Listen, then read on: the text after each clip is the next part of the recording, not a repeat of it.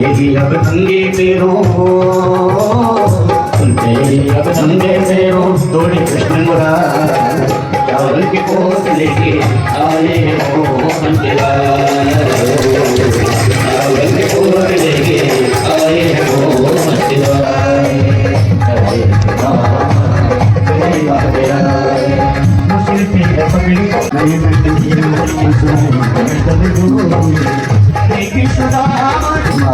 नाडू तेरा और उन्नति भगवान तो वो तेरा भीतरी और नींद मुरा कहते हैं ऐसे चावल के पहुंचने से नजर पड़ी चावल के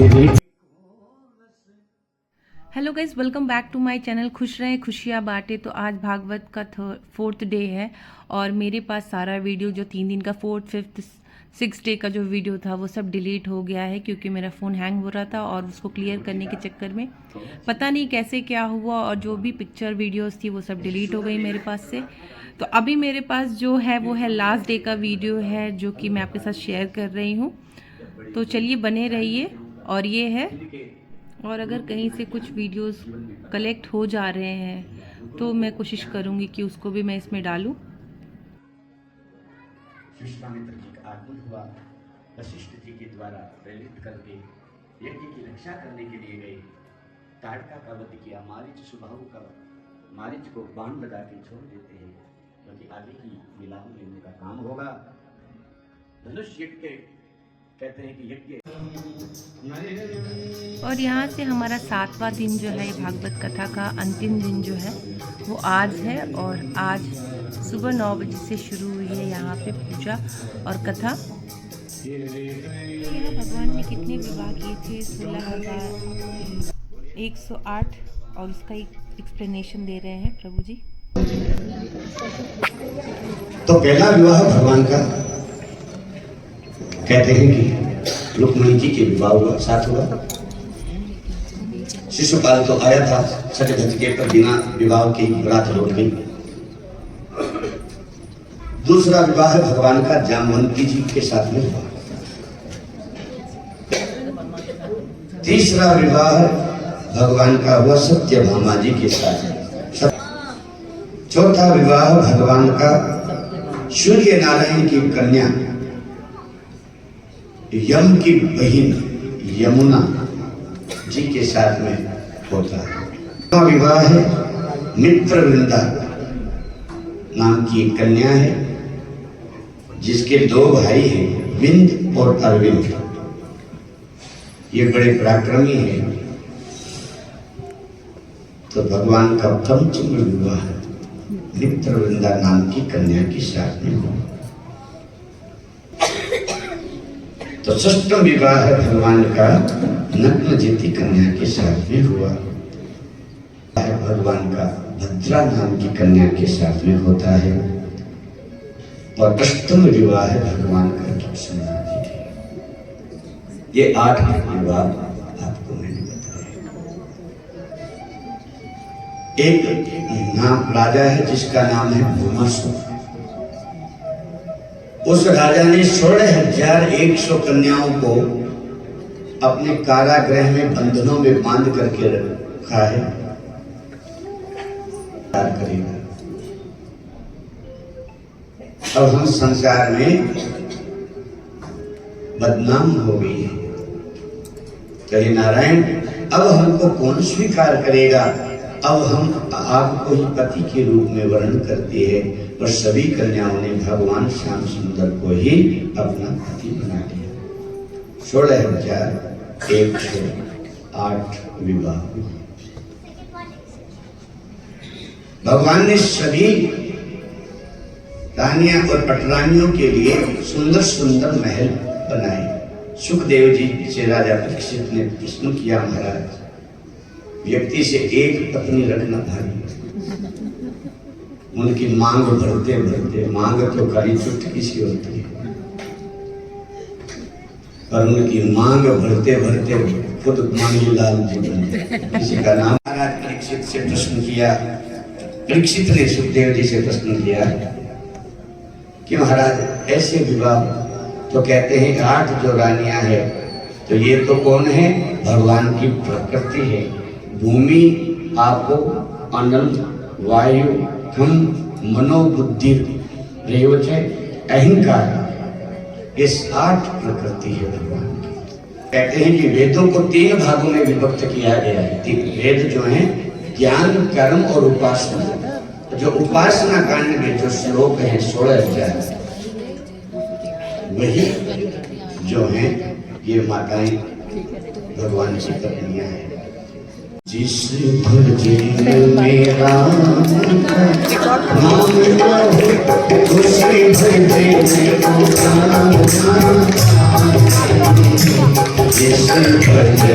में राम नाम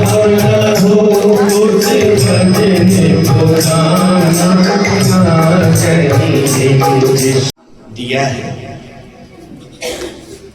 तब से वे ब्राह्मणों का भक्त बन जाता है और ब्राह्मणों की सेवा के लिए अपना पूरा तो धन, तन, मन, धन तीनों, देखो कुछ लोग तो तन मन लगाते हैं, पर ये महाराज जरासंध तन मन धन से ब्राह्मण देवताओं की सेवा में सुंदर चरित्र किए। आपने कल की कथा में सुना था कि संदीपन ऋषि के आश्रम में भगवान ने मित्र बनाया था जिसका नाम सुदामा। सुदामा जी और इनका जब विद्या अध्ययन संपन्न होता है उसके उपरांत भगवान तो द्वारिकाधीश बन गए।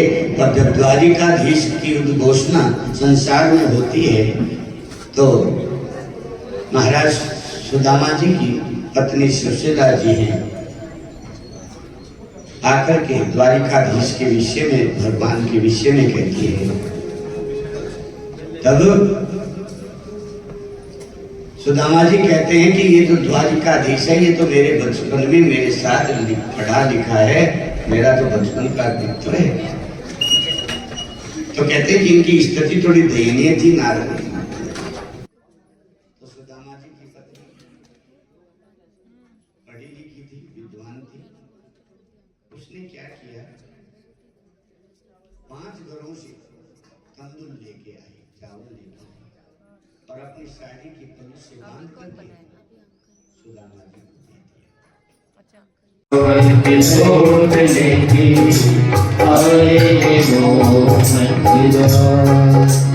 पूछे द्वारिका जा कन्हैया कहाँ रही, पूछे द्वारिका जा कन्हैया कहाँ रही। फाटा कपड़ा दे मसकरी सही करे, फाटा कपड़ा दे मसकरी सही करे। जिसमें एक मिलो दयालु, द्वारपालों से पूछते हैं, गांव की नगर के लोगों से पूछो, इतने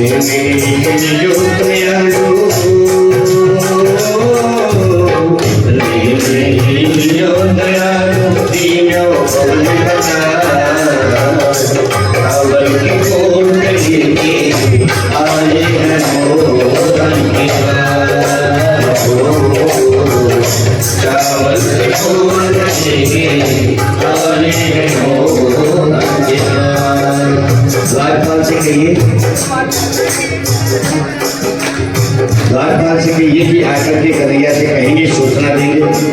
द्वारपाल आदमी के आओ, द्वारपाल आदमी के आयो, कपड़े नाम सुदामा बतलायो, सबके कपड़े नाम सुदामा बतलायो। सुनते ही अब नंगे पैरों, सुनते ही अब नंगे पैरों दौड़े कृष्ण मुरारी। चावल के पोत लेके आए मोहन के लाल, चावल के पोत लेके आए मोहन के लाल। लिया जली सिंहासन लेके आइए, भगवान को बिठाना है, सुदामा जी को सिंहासन पर बिठाइए। पारे पारे जब मंदिर ब्राह्मणी जो, पारे जब मंदिर ब्राह्मणी तुम्हें सुदामा गया। चावल की बोट लेके आए हैं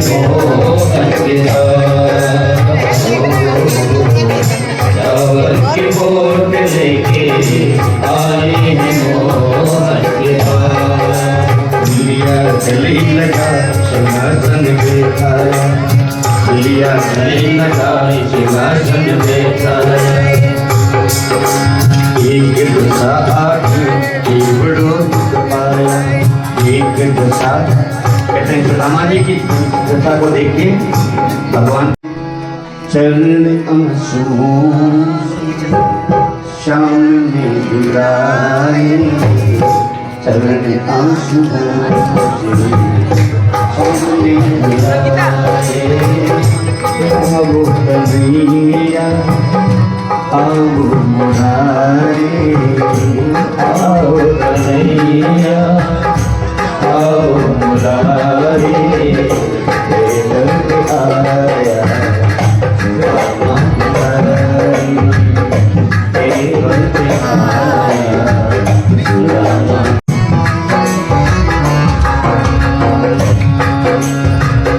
कभी बार पालो मैया से कह दो, कभी बार पालो मैया से कह दो, बाले सुधा कहीं पा गया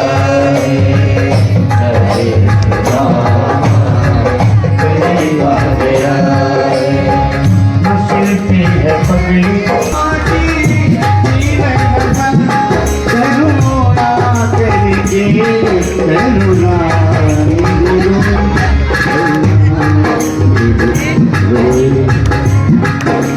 कहते हैं दोनों में वार्तालाप होता है और रावण की पोटली को सुदामा जी क्या करते हैं, सबको कहते हैं कि खड़े मत रहो बैठो।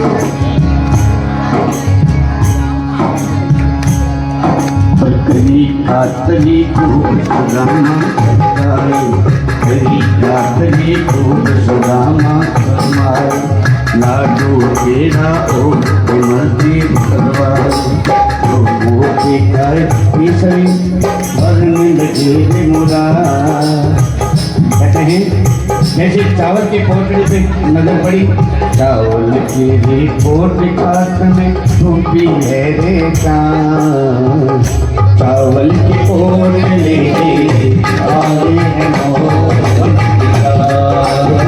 रुकमन जी हाथ पकड़ना है, दो रोटी खाने के बाद दो मूर्ति खाती भरने लगे, दो मूर्ति खाती सभी भरनी रुकमन। तीन लोग तो दिया सांवरा,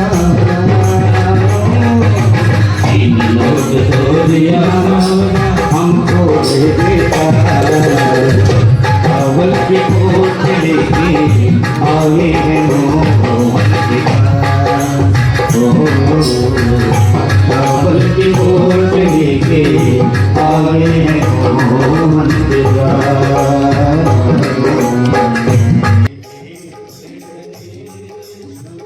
सुदामा जब वापस अपने नगर को आते हैं तो वो देख के आश्चर्य रह जाते हैं कि इतना परिवर्तन कैसे हो गया, यहाँ महल आ गए, इसका है ये। फिर उनकी पत्नी सब उनको अच्छे से बताती है कि आपके दोस्त ने ही ये सब दिया है, वही पंडित जी अभी बता रहे हैं।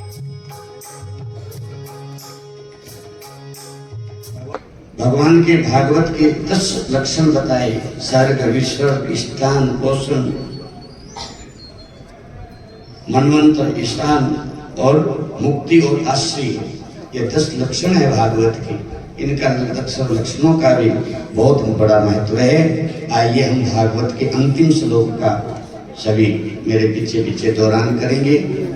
कोई यदि प्रश्न छूट गया हो जाने में अनजाने में अज्ञानता में, तो यहाँ एक चीज़ और सीखने को मिली मुझे कि जैसे पंडित जी इतने भरे हैं ज्ञान से, लेकिन जब भी ये कथा, जिस दिन भी ये कथा कहते थे उस दिन ही वो कहते थे कि मुझे कुछ नहीं आता है और मेरे से गलती हो जाए तो क्षमा करे।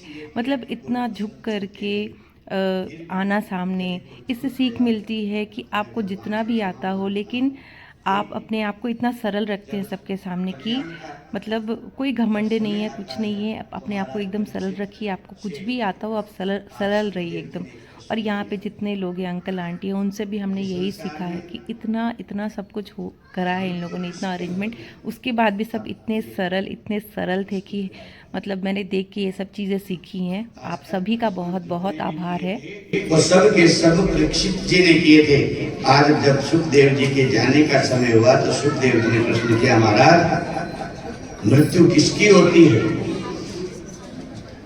परीक्षित कहते हैं, महाराज मृत्यु इस शरीर की होती है। शरीर, आत्मा तो नैनम छुदन्ति शस्त्राणि है, शरीर है वो बदलते रहते हैं, आत्मा अजर अमर है, वो नहीं मरती। तो देवताओं ने पुष्प वर्षा किया और परीक्षित जी का जय जयकार किया। सुखदेव जी प्रस्थान करते हैं, काल तक्षक रूपी आता है और काल का ग्रास महाराज परीक्षित को बनाता है भगवान के धाम को। परीक्षित जी उन्होंने शरीर को पहले ही छोड़ दिया था। और कई भागवतों में प्रणामो दुख समनस्तम नमामि हरिं परम, हरि शरणं हरि शरणं हरि शरणं हरि शरणं हरि।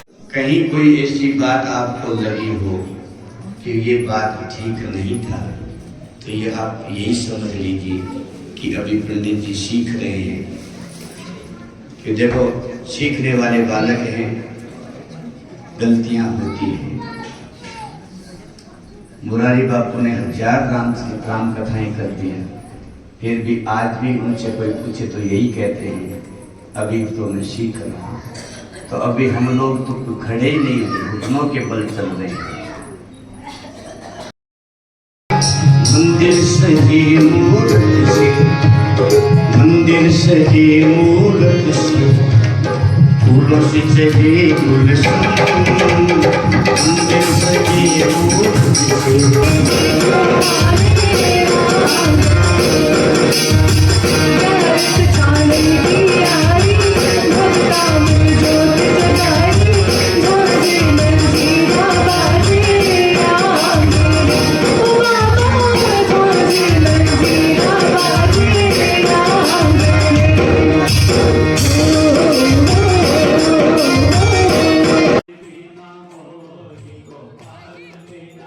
हवन होने के बाद आरती हो रही है और आरती के बाद जो है ये कथा पूरी समाप्त होती है, संपन्न हुई है। और इसके बाद आरती होने के बाद हम सब प्रसाद लेंगे। प्रसाद में आज महाभोग है, जैसा कि पंडित जी बताते हैं। और इसमें महाभोग में भी बहुत सारी चीज़ें बनी हुई हैं। तो आशा करती हूँ ब्लॉग आपको पसंद आया होगा, तो please do like, subscribe, share and hit the bell icon, ताकि आपको और अच्छे और पॉजिटिव वीडियोस मिलते रहें और आप मोटिवेट होते रहें, कुछ सीखते रहें। चलिए बने रहिए।